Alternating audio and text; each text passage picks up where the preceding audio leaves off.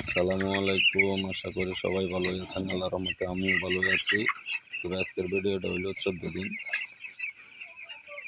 ভিডিওটা হইল আমি এমন কোনো ওষুধ খাওয়াইছি না, বোর্ডিংয়ের ওষুধই খাওয়াইছি।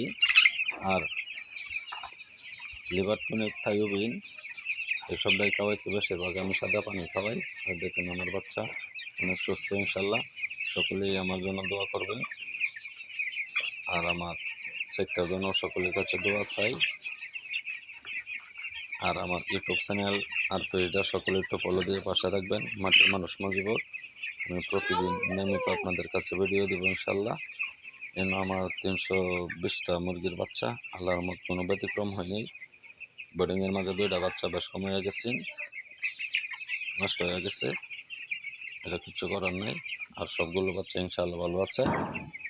সকলেই ফলো দিয়ে পাশে থাকবেন। দেখুন আমার বাচ্চা ইনশাল্লাহ অনেক সুস্থ।